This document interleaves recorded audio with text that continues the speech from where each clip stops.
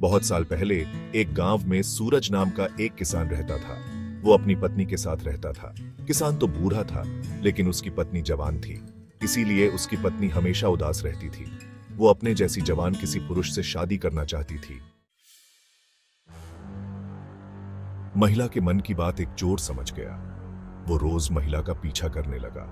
एक दिन उसने किसान की पत्नी को बेवकूफ बनाने के लिए उसे एक झूठी कहानी सुनाई। चोर ने कहा कि बहुत साल पहले मेरी पत्नी मुझे छोड़कर चली गई थी। अब मैं अकेला हूं। मैं तुम्हारी सुंदरता पर फिदा हो गया हूं और तुम्हें अपने साथ शहर ले जाना चाहता हूं। यह सब सुनकर स्त्री खुश हो गई। वो तुरंत बोली, ठीक है, मैं तुम्हारे साथ चलूंगी, लेकिन मेरे पति के पास बहुत धन है। पहले मैं उसे ले आती हूं। उन पैसों से हम जिंदगी भर आराम से रहेंगे। यह सुनकर चोर ने कहा, ठीक है, तुम जाओ और वापस इसी जगह आना। मैं तुम्हारा इंतजार करूंगा।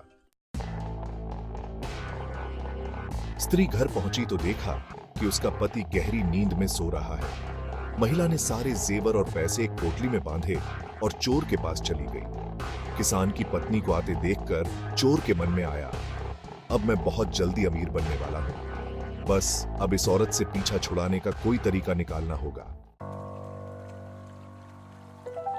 तभी किसान की पत्नी चोर के पास पहुंची।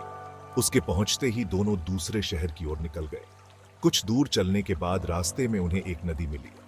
नदी को देखते ही चोर को एक तरकीब सूझ गई।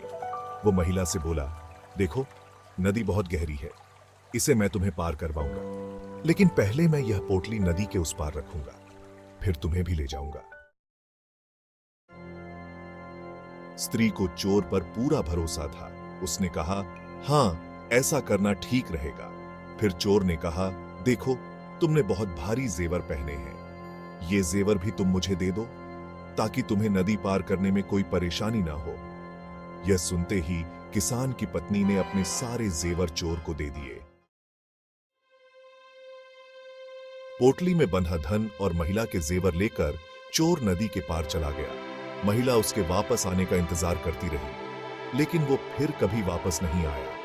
अब महिला को बहुत दुख हुआ और उसकी आंखों से आंसू बहने लगे, लेकिन पछतावे के लिए अब बहुत देर हो चुकी थी। उसका सारा पैसा और जेवर लेकर चोर जा चुका था।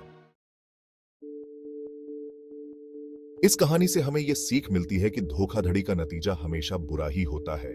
जैसा करोगे वैसा भरोगे। इसलिए कहा जाता है कि हमें हमेशा हर रिश्ते में ईमानदारी से रहना चाहिए।